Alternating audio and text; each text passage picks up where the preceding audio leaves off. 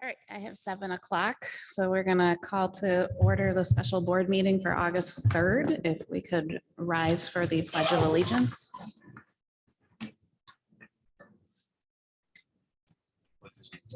To the flag of the United States of America, and to the republic for which it stands, one nation, under God, indivisible, with liberty and justice for all.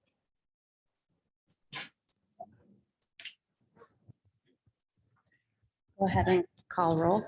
Ms. Berkmeyer, Here. Mr. Green, Here. Mr. Richards, Here. Mr. Moses, Here. Mr. DeRue, Here. Mr. Middlestat. Yes. Here. Ms. Knox, yes. We'll move to the approval of tonight's agenda. Is there a motion to approve the agenda as presented?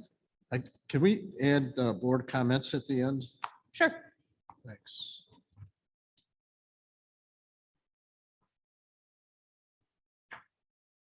So I move to approve the agenda with board comments added to the end.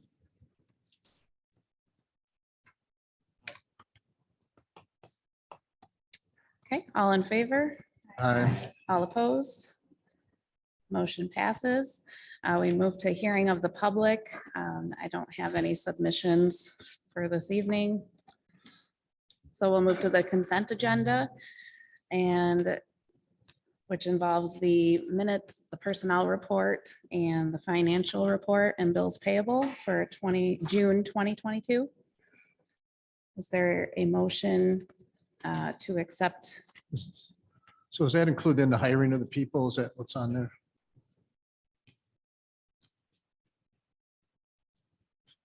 I'll make a motion. Support. Any discussion? Yeah, my discussions regarding hiring, I voted no at the last meeting on the budget because when we approved the budget, when we looked at the 5-year plan, when we approved the teacher's contract over the 5-year plan, we would come out such that our revenue expenditures didn't exceed our revenue. And we got a budget again in March that said the same thing. Our most recent budget sent out by the superintendent shows by 25-26 will be approximately $3.8 million of expenditures over revenues. And if you were to take that 5-year plan model and take all these additional hires, and I'm talking about teacher hires, but the additional hires above normal teachers, we had about $800,000 of additional hires that weren't in the original budget back when we decided to give the teachers and administrators a 5-year plan. So I'm going to vote no on it, not against the people that are personnel people that are going to be approved here, but I'm voting no because all this additional hiring, while we may have additional funds now based on all the COVID funds, those disappear in 2 years. And I understand long-term budgeting, you know, you can be $1 million off, $1 million off, $1 million here, $1 million there, but we're talking about almost $3.8 million. And all these hiring of people, unless you're going to, in 2 years, tell all those people you're hiring that now we don't have COVID funds, we can't pay you any longer. So we're going to have to lay you off. So that's why I'm voting no, because the budget doesn't support all the additional hires.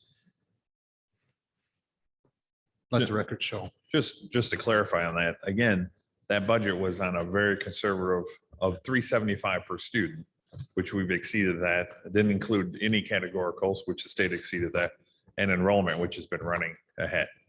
So we are well positioned with those hires to. I respectfully disagree because you sent us out your plan and talked about all that additional funds and it hasn't changed it. So if that's the case, then you get us the right budget. Don't send us something that isn't correct. Well, we It sent. was correct as of the time. Yeah, Those updates have recently come. when we approved that budget last year, it was before the state approved the final thing, which they didn't approve till July 1st, which was after the last board meeting. I know that was last year, but then this year you spent, last year we weren't hiring that many people. Right? We weren't hiring $800,000 worth of people last year, but you are this year. I guess I'm confused as to, Pardon me? I guess I'm confused as to where you're coming up with 800,000. If you look at your list, okay, let's them all. All your hires.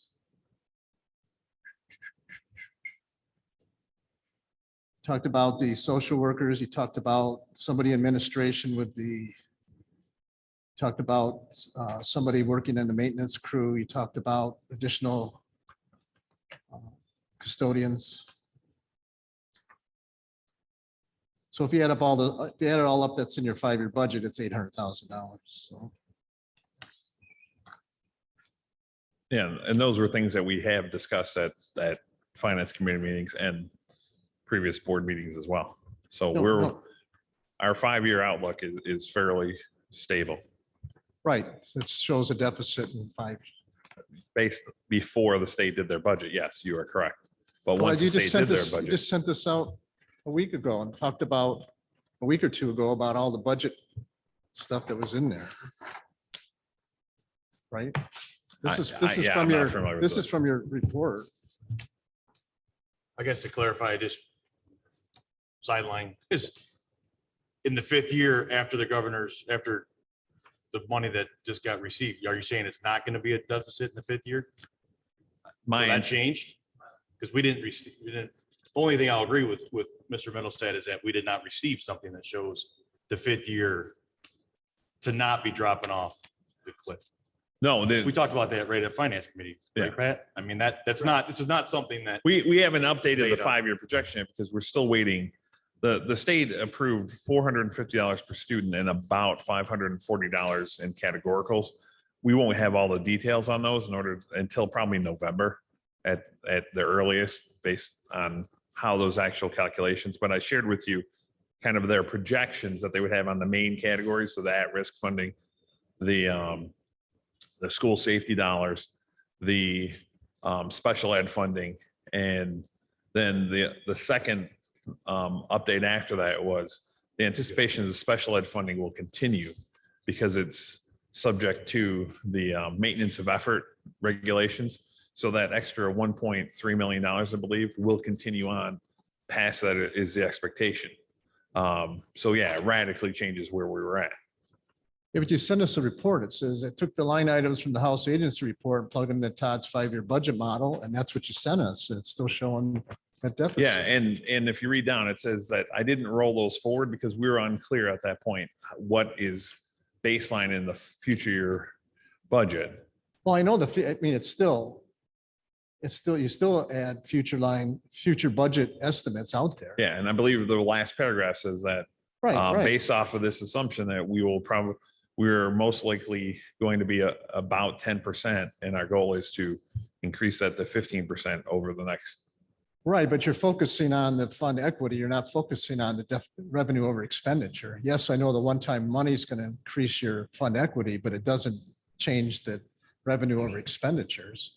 The 1.5 million we got on the But it's property not- sale this year helped our fund equity, but it didn't change the revenue over expenditure numbers.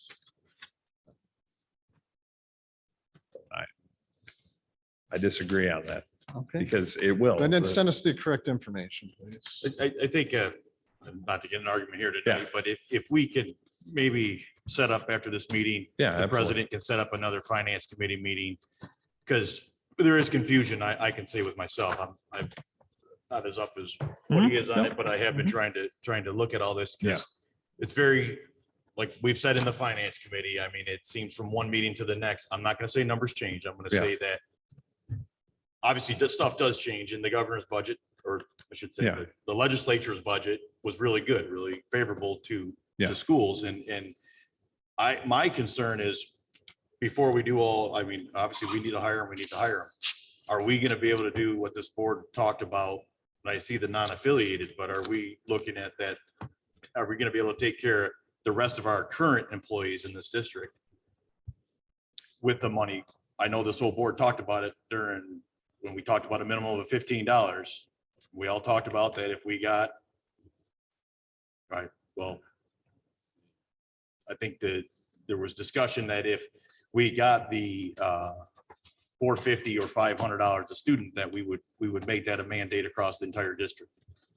So I don't want to be going out and hiring Mhm. more people if we can't take care of the current people that are here, especially with everything that's been going on. So Yeah, that's my concern. Yeah, after, well, and we'll talk about during non-affiliated, but after that, and we should have all our contracts set long-term for by end of September. And that will address all of that, yes. But and that's not something that we can say here because, again, we did that. Now I'm hearing you're saying that, you know, we did that on a conservative budget. We were able to do the 5-year deal with the teachers, as Steve's speaking of. And everything that was projected to us at that time looked very good. Mhm. We were like, wow, and with enrollment, with all Yeah. that. And then now you add on top of that, the extra money that we got. And obviously we need to hire people and we need to do what we need to do, but we got to take care of our own house too. The people that are currently here that stuck with us and worked hard through Oh, yeah. COVID and through everything. And I'm not saying you don't want to do that. I'm No, saying we let's- will, yeah. Let's mandate that. And then go look at, and then the other concern is we're hiring all these people. Is this a short term? Because I thought we were looking at kind of shrinking by the looks of combining schools and doing all the stuff that we're looking kind of out long term. Well, with our enrollment right now, that we, as I mentioned in the last update, we're probably 50-50 on whether we'll be up overall. And I got all your updates here. I'm Yeah. finally keeping up on them and reading them Yeah. all, but it's just, it's kind of vacillating between, you know, and I think the rest of the board members would hopefully agree is that, you know, we thought we were kind of losing students and we Yeah. were kind of constricting and going down, and now it's, you know, we obviously closed Sugar Bush. Now I'm hearing that Yeah. that decision might not have been the best because we're kind of expanding over there. And we're talking about with this bond issue, combining elementaries. Are we setting ourselves up for some issues, No, we would have the capacity. but in the right areas? Yeah, at the elementary, absolutely. The Aldred thing's 12 years down the road. A lot of those things are down the road a long ways. And that's my concern. So I don't know. Yeah.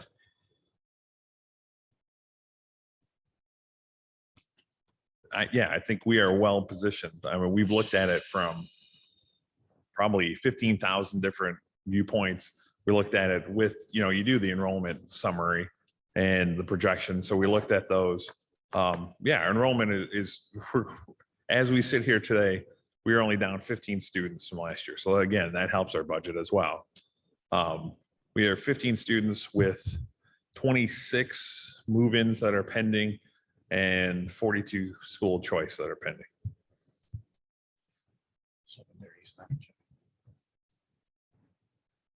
And that's majority of that's at the elementary. So is our kindergarten classes matching our graduating classes? Isn't that what you guys kind of what we look at? Yeah, As far as how a we're district very is close to going? that. Yes. We're close to that now? Mhm. Yeah. I can tell you right now, actually, hang on. Our kindergarten class right now for next year is 443. So it's larger than our ninth grade, our eighth grade, ninth grade, so really everything below ninth grade. It's a little bit less than 10th grade, which is 466, and 11th grade is 473, and then 515 for 12th grade. So yeah, we have 3 years, but again, we were able to offset already. But weren't our past like 3 or 4 years of seniors been over 500 plus? I don't have that right away, but it's next year it's 515, but if this trend keeps up, we might dip slightly over the next 3 years. And then basically right now, our elementary is our elementary class by grade are larger than our middle school. So then So we, it kind of dipped down and it started. and then it going- would start I mean, going you back guys, up. I'm not, Yeah.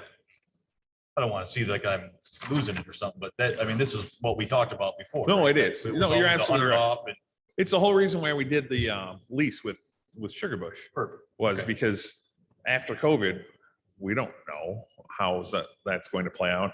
what we're seeing now, the trend is if people are able to work virtually, then they move out here. Because as long as they can get an internet connection, there's no better place to have to grow up and have your kids go to school, as evidenced by the Macomb Daily. So, We did a 3-year deal on Sugar Bush, right? yes. I believe this year's graduating class that just happened was only 463 or 483. This what? This year's was like This 460 22? something, yeah.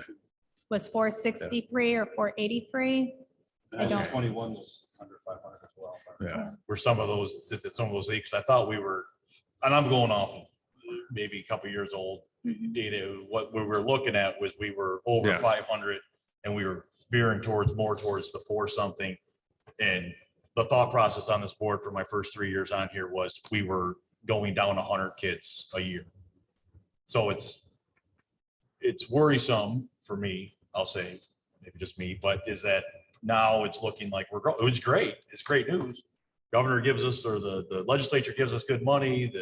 The looks like the district's growing. But at the same time it's doing that, we're constricting buildings and I get that we're building them bigger, but it kind of doesn't coincide with what we were setting up to do, right?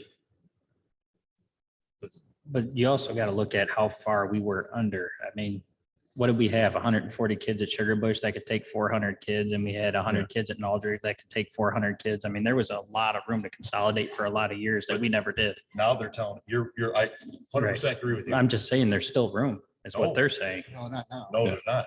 There's That's no what I'm room. telling you. That's what they're telling me. 'Cause I asked them We're about- sitting in an empty elementary. I'm talking about at Naldry. This Right, is- but I'm just saying, if we had to open up classes here, we could. I don't understand the point. No, part of the plan, and again, we can kind of get into this when I we mean- talk about the bond, is what we're running into is it's those kind of half sections where you get between Ashley and Lighthouse. I gave the one scenario where you have just enough that I can't run the sections. I could get by with 5 sections, but I'm going 3 and 3 because the numbers at each building are separately large enough. So right there, we could save. We could lower class sizes overall on average, because I think the one example, the one was at like 28 or something, and the other was at like 21. Well, and the average that together, it's below our contract numbers. It's well within, and I can reallocate based off of the staff and end up with better numbers overall. It's because they're in separate buildings. So it's that economy of scale that we're trying to get out of. But capacity wise, we would still be good.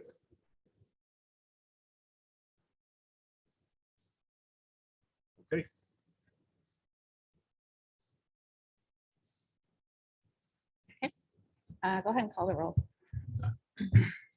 This was for approval of the consent agenda. Mr. Moses, Yes.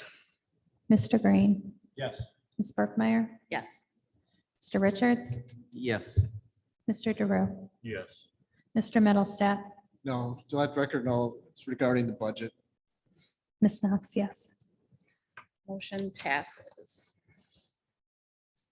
So moving on to new business. So tonight we have approval of the bond ballot language resolution. So the official language was provided by our bond counsel, advised not to be changed. And I'm going to go ahead. It's a little lengthy, but I'm going to read it. Anchor Bay School District, Macomb and actually, you know what? Do I have a motion? Sorry, go backwards. Do I have a motion that we approve the resolution so we can discuss? I'll make the motion.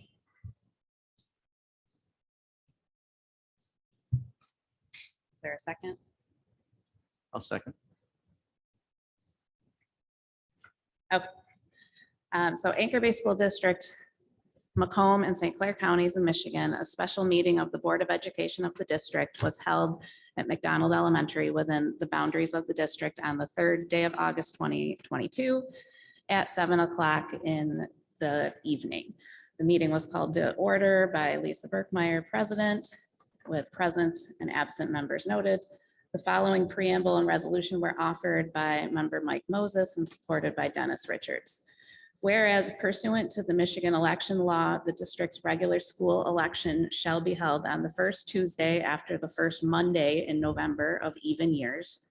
It is necessary to conduct the district's regular election on Tuesday, November 8th, 2022, to fill one or more board positions.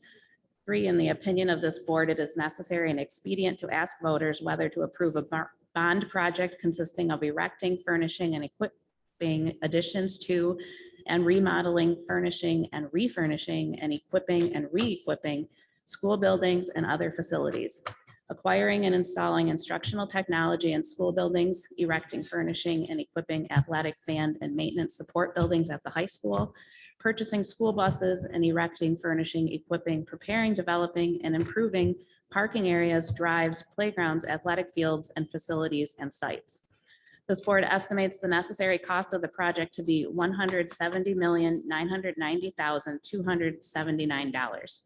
It will not be necessary for the district to borrow the sum of $169,300,000 and issue the bonds of the district. Therefore, the remaining funds to be derived from the investment of the bond proceeds. On or before 4 p.m. on Tuesday, August 16th, 2022, the board shall certify any ballot proposition to be submitted to the voters at such election to the election coordinator or coordinators designated to conduct elections within the district. Now therefore be it resolved that the regular school election of the school electors of the district be called and held on Tuesday, November 8th, 2022. The proposition to be voted on at the regular school election shall be stated on the ballots in substantially the form as set forth in Exhibit A.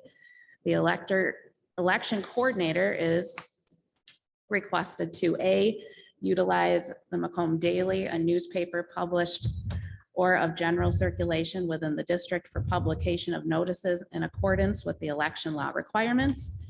Utilize ballot proposition summary information as prepared by legal counsel in the forms of the notices of last day of registration and election in substantially the form as set forth in Exhibit B attached hereto. Provide a proof copy of the ballot to the district and its legal counsel in sufficient time to allow the ballot to be proofread prior to printing. This board estimates the period of usefulness of the improvements for which bonds of the district in the amount of $169,300,000 are to be issued to be not less than 30 years.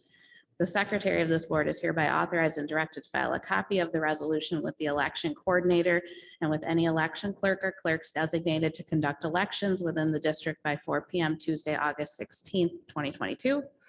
All resolutions and parts of resolutions insofar as they conflict with the provisions of this resolution be in the same are hereby rescinded. So this would be the resolution that we are adopting. So the recommendation was that the board approve the bond ballot language as presented. There's a motion that was supported. Is there any discussion? Yes, I'd like to make a comment, and I sent an email to Mr. Jankowski and CC'd you, Ms. Burkmeyer. One of the essential elements of the bond issue is the demolition of older buildings. Both Naldred, Ashley has demolition. You're proposing demolition at Lottie Schmidt and proposing demolition at Lighthouse. I asked that language be added that said demolition of elementary buildings. And Mr. Jankowski says the bond council advised against it because it restrict our options. So I'm trying to understand why would it restrict our options? Because in the bond application, Naldred, Ashley, Lottie Schmidt, and what's the last one? And Lighthouse all have demolition in it. And I think the voters at the ballot should understand that part of this project is tearing down and building new buildings. And when they go into the polls, it should be right in the thing that says that we're demolishing buildings. How does it restrict our options? Because it's in 4 different projects. Now, if you don't want to demolish Lottie, you don't want to demolish Lighthouse, but you are demolishing 80% of, or 60-70% of Naldred, and 60-70% of Ashley. Why wouldn't we let the voters know that we're tearing down a big investment that they've made in the past? I'll tell you exactly what he said was one, it's going to preclude being able to be on the November ballot. He Pardon said this language was approved. We provided this language 6 weeks ago, and that was what was approved by the board to go for the bond application before the state. He said, if we change any of this, we have to go back to that process. We will not be on the November ballot. That was the first thing. He's like, I'm not, I said, well, I'll let the board know that we're right. He goes, I'm not even advising. I'm telling you, you cannot change this language now if you want to be on November. Then he said, secondly, he's like, I've done this a lot of years. He goes, I cannot recall ever demolition being in there. He goes, that's what's included under the site work. Okay. Demolition is part of that. And he's like, and you want to be able to leave your option open for those buildings. If we decide to repurpose them for something else, for those portions, which is what we're seeking to do, he's like, you don't want to say that you're going to do this because then you're held to that. So even if you had a great opportunity that came up, I or understand. say you needed the building. So he was adamant that to go with this language. He said it encompasses everything that you have. We worked with the state, we met with them, and this is what they approved based on the scope of our work. All right, so can you get us a copy of that opinion then? Yeah, I'll have them write an opinion. Thanks.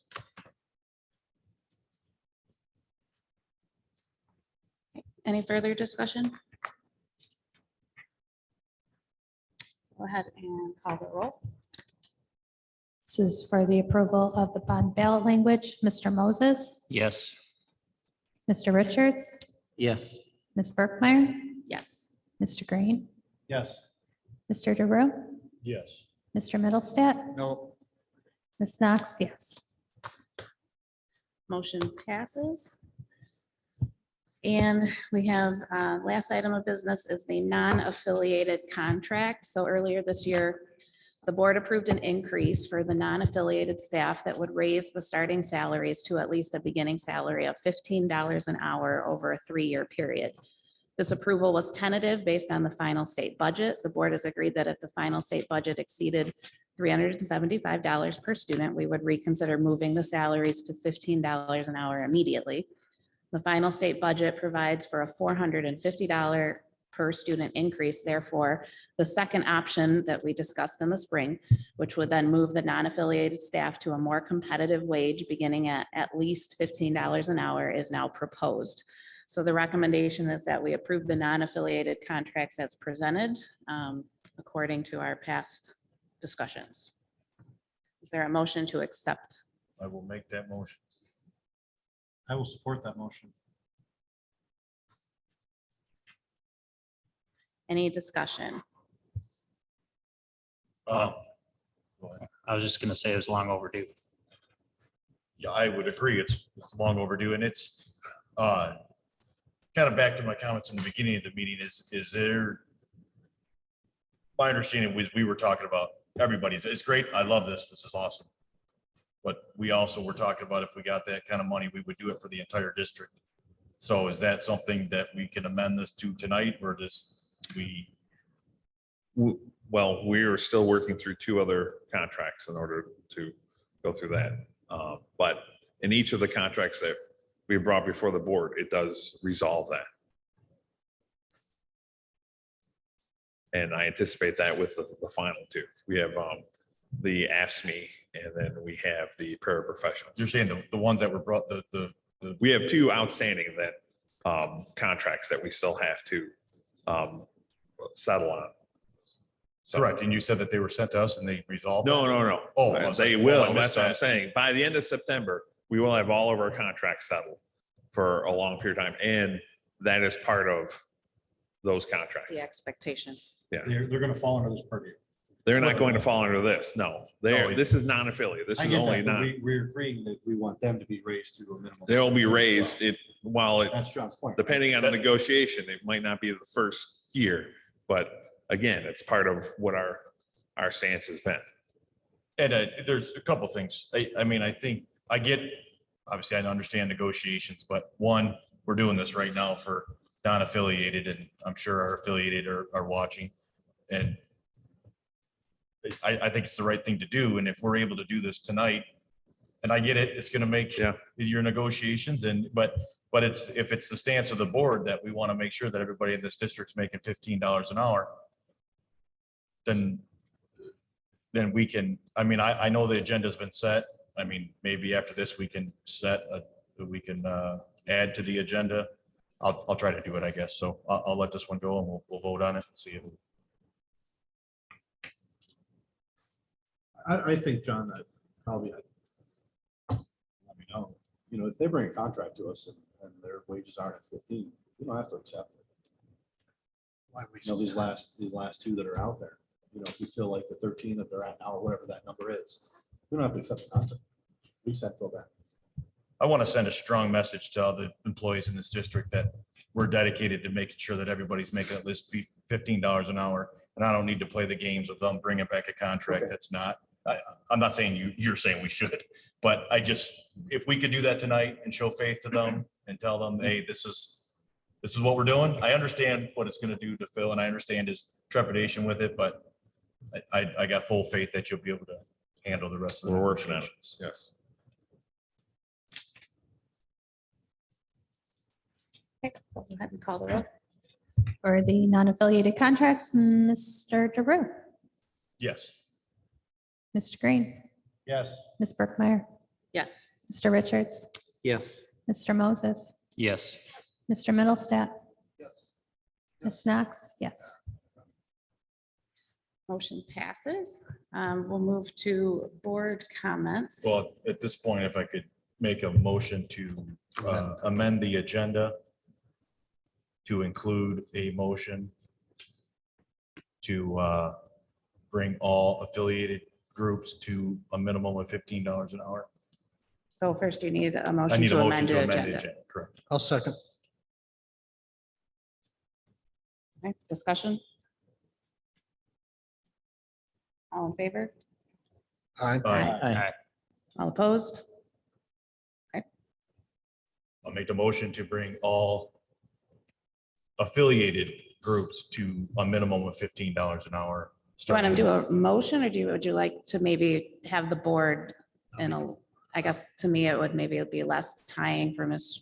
Jankowski. Maybe we pass a resolution as Yeah, a we can do board that. Yeah, to just say that it's Same the thing board's with- intent that to continue, help me with the wording, the board's intent to utilize, negotiation and bring contracts to a $15 an hour minimum to the best of our purview with negotiating with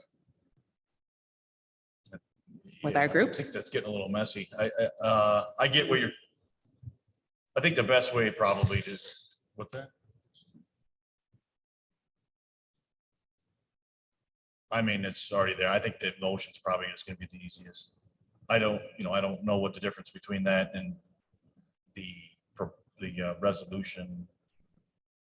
Well, I guess I'm just flying off the cuff. I'm just concerned that if we make a motion and we adopt this as a board, now he has to go back and immediately make that change outside of even the negotiation.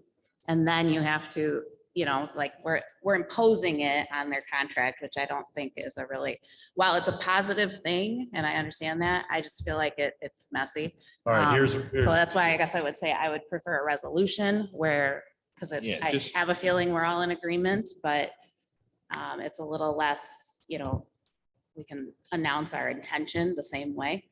I guess I see what you're saying. And again, understanding negotiations, I see the interesting part of it. But at this point, one, it's long overdue, as Mr. Moses said, and I 100% agree. And I can kind of give you an example over at Macomb County. They did it prior to the negotiations. It was a $15 an hour across the entire county.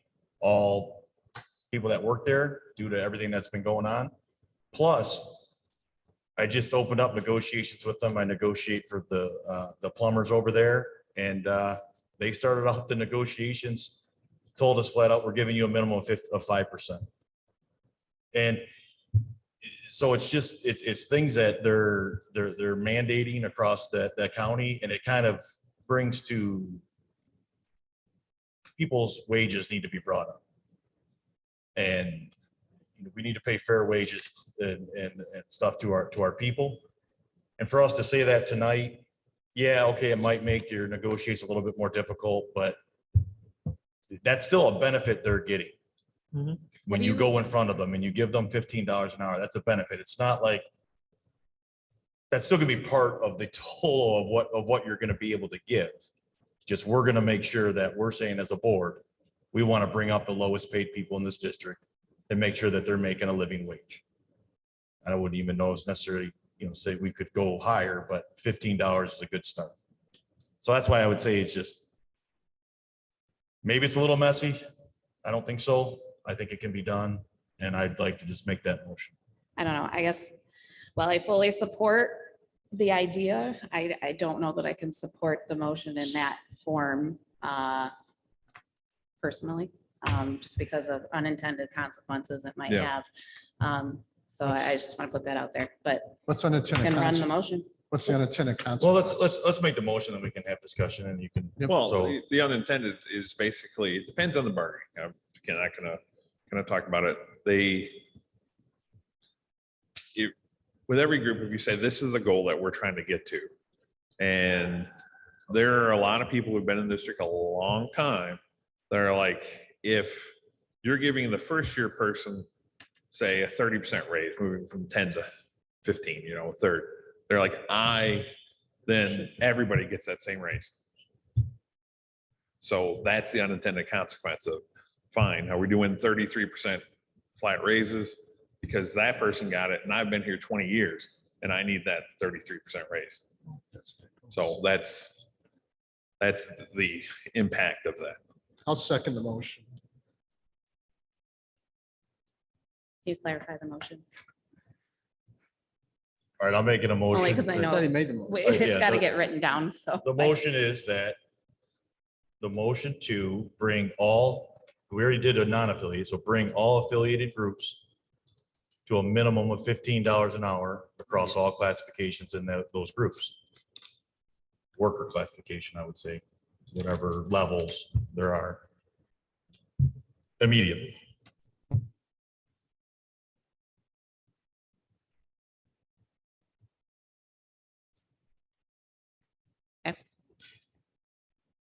Seconded by Mr. Middlestat.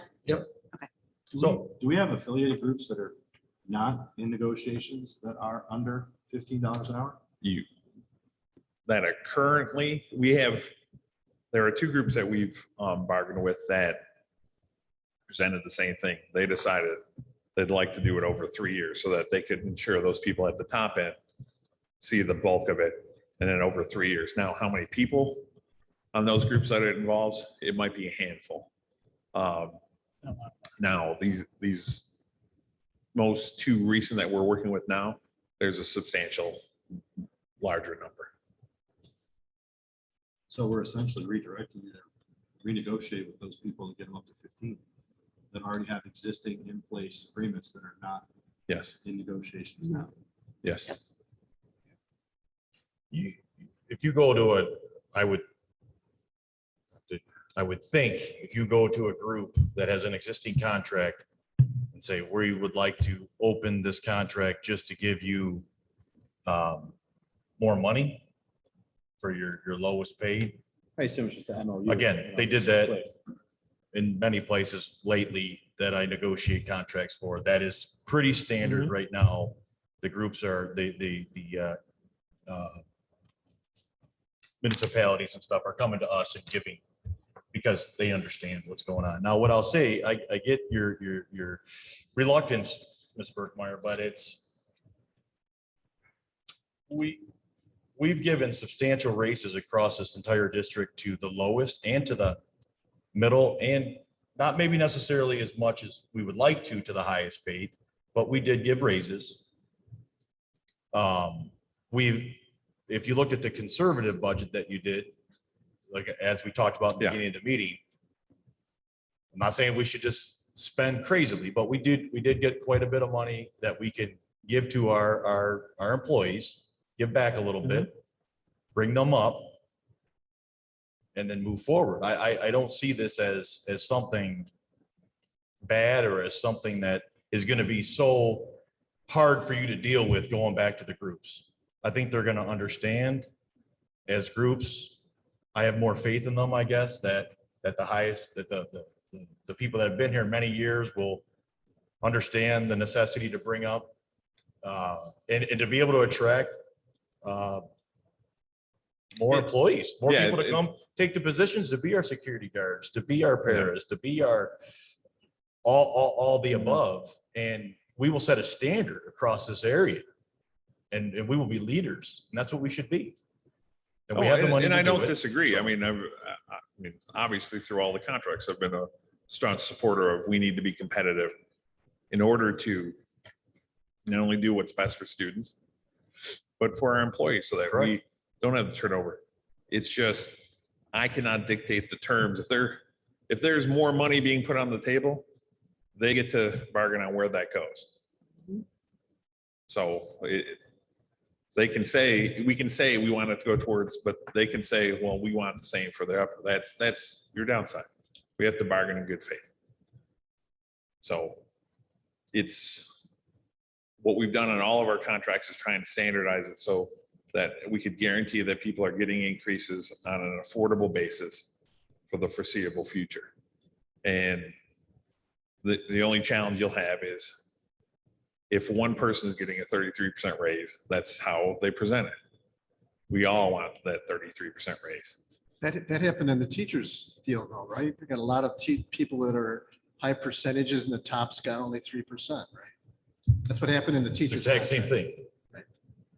Yeah, but we didn't have But they to. agreed to that. We Yeah. didn't impose it on them.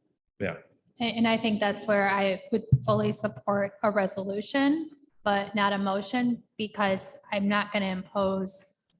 I totally agree, living wage, all of that, absolutely, 100%, but I'm not going to impose what their negotiations should start at. That's for them to decide.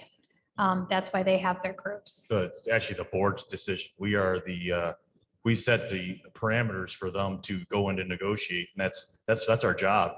And No, I so I would say that setting a standard and being and making sure that everybody gets paid a decent wage.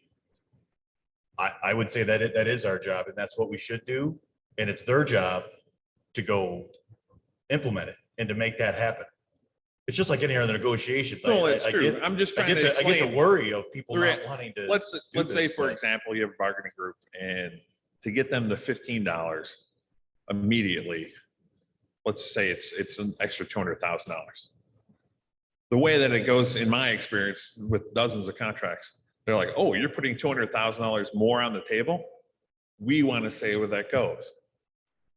So we're, in a lot of ways, we'll be bargaining against ourselves because now it becomes a bottomless pit of, well, if you're doing 200,000 here, we would prefer 150,000 go to the people that are here, not somebody who started. The motion is to mandate that that everybody starts at a minimum of $15 an hour. So when you go into that negotiations and you say to them, you're gonna get your lowest paid, or I shouldn't say lowest, but you're under $15 an hour. Yeah. That's what we have to do. Mhm. It's not, let's add up what that $4 or $3 or whatever that difference is, and that's what you get. It's going there. Yeah. If they as a group are gonna say they don't want that contract, then you're right, Ms. Knox, we can't stop that. But I hardly would imagine that happening. That, again, it's not that you're gonna go there and say, this is what the board, they're gonna hear it here. Yeah. This is what the board wants. This No, is where that money has It's to go. it's happened already, I'm telling you. Oh, I'm because- sure it is. Yeah. And after this long discussion, it's gonna happen more. Yeah. So, but it just makes sense. And I've negotiated a lot. Yeah. I don't see this. And again, right now, we're in a different time. Mhm. And this is pretty common right now. It's not out of the realm. We might be the first district to do it.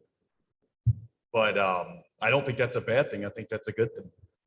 And we did it with and they deserved every bit of it. Like I've said many times in these, about when I've been talking about this $15 an hour minimum. Yeah. Is we did it, to Mr. Middlestate's point, with the teachers, and we moved up all the way up. And we put them on those other scales, and we moved them up what they were behind. Oh, And- yeah, and- over and 5 very- years, yes. And some of them in the first year were pretty decent raises. Well, yeah, oh, I don't And, disagree. and we did that, and we should, Yeah. and we needed to, and I'm glad we did it, and we brought up the lowest paid, or we brought up the lowest level. It's awesome. It's great. And all I'm saying is, let's have that same vigor and that same passion to bring people up with the rest of the district, and not say, you guys can deserve it after 3 years. Let's say you deserve it now, and that's what I'm saying. And, Yeah. and to say that and to put that out there, believe me, Ms. Knox, their leaders will understand that. And if they don't, they're gonna get unelected. Because because those other people working for them are gonna take them out of office. Are we projecting this would increase our budget by 200,000 based off of the number of employees? I've heard a couple different numbers. No, that we would have to calculate it for the affiliated. When we talked about this at finance, we talked about this at length, and Yeah. we, again, a lot of the theory was, we didn't know the state budget. We didn't know a lot of that. My argument was, we didn't know it when we did the other stuff, but we did it. And we did it on a conservative budget. And now we're here where we got substantially more money, the categoricals, everything. Mhm. And I didn't try to surprise anybody on this. I did email after the, at 7:30 in the morning when the budget came out. I sent that over to Todd to say, hey, this is great news. We can do this. Along with other things in the district, but that's obviously my passion is for the working men and women, and I'd love to see it. So. Okay, so, And I think supporting the people, if it causes things to be a little bit messy administratively, so be it. But they deserve it just like everybody else. Like I said, we said before, administrators and teachers, everybody got pulled up. Everybody should get pulled up at the low end. okay, so the motion of bringing all affiliated groups up to a $15 an hour minimum immediately. Call the roll. I'm sorry, I motioned.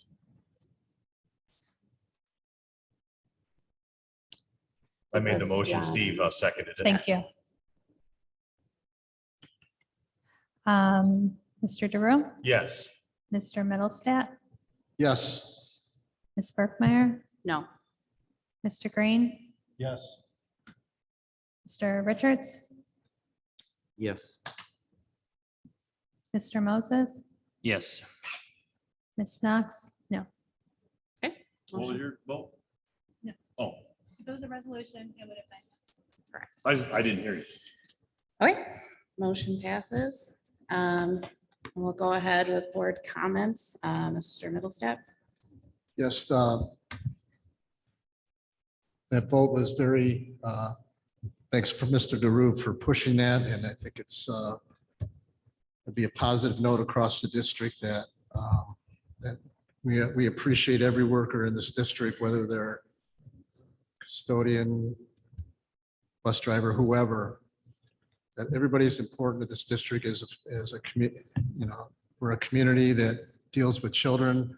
Everybody has a role in that. And I think we're very fortunate to have these additional funds and be able to address some of the issues that in the past were unable to do. And that happened to be, we were able to pull the lower end of the teachers up, and this will be, this kind of complements that and puts together a good package for all our employees in the district. Thanks. I'll echo what Mr. Mendelstadt said. I was, as I said, when the state budget came out, I was super excited. I read it right away, seen all the, what they did for education. I think it was great. Obviously, you guys know on here, I've been talking about this $15 minimum for a while on this board. I'm glad to see it. I'm glad to those members of this board that saw fit to vote yes on this. commend you for taking that initiative. I know it's not easy, but it's what's right and just for the men and women of this district who, as we all said, we all commended them through COVID. We all said, you know, they stepped up, they did everything we asked them to do. And thank you. Thank you to all the workers of this district. You know, we've had a lot of times up here, a lot of silly stuff, but it's great when we can do something good for the workers and the students. I mean, that's, but you bring in good people, you're going to be able to do good things for students. And the fact that I believe we'll be able to bring in better security guards, better, I shouldn't say better, more. We have good ones. We just need more. And positions won't go unfilled. And I think we showed a commitment to our workers, and that's one of our main jobs is what I was saying is to do.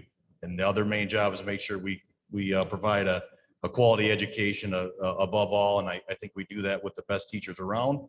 We gave them substantial raises, which we needed to do. Anchor Bay is going to be the place to be. And I'm very proud to be a board member tonight. I've had some tough times on this board, probably some self-inflicted, but tonight is definitely a good one. And again, I want to thank the board members that had the wherewithal to vote yes on this motion. And Phil, I got full faith in you. You'll make it happen. You do. Thank you. You're doing wonderful. I love everything I see in this district. It's moving along like it should be. Ever since you came in, it's another one of the good things I think that happened out of the bad came you. So I'm happy. It's awesome. Thank you, everybody. I'm good. Thanks. Me too, I'm good. I'm good as well. Kind of echo Mr. Daru. I as well am excited with the school budget from the state. I'd like to congratulate the school district on being rated the #1 school district in Macomb County. Ms. Jankowski mentioned that earlier. Believe it or not, I am looking forward to the start of the school year. To me, it's an exciting year. Enrollment is looking good. A lot of new teachers coming on board. I think it's going to be a great year for Anchor Bay. Yeah, I just want to reiterate, I, have not been against a $15 an hour pay raise for our workers. As Ms. Knox said, I would have preferred a resolution that didn't, prematurely force us into push us through negotiations and not give the unions a say in how they would want, their piece split up. So I do think it was a little premature to run this motion. That was really the reason that I voted no, not because I disagree with the hourly pay premise. We still have 2 contracts to negotiate. And I had faith in Mr. Jankowski that we would have brought those back as the board directed and wanted them to be brought back.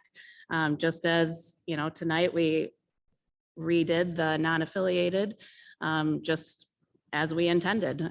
So I guess that's the only reason I voted no. And so I'm happy for these groups. And other than that, I will say have a good night and accept a motion to adjourn at 7:53. So moved. Okay, all in favor? Aye. All opposed? Motion passes. Meeting adjourns at 7:53.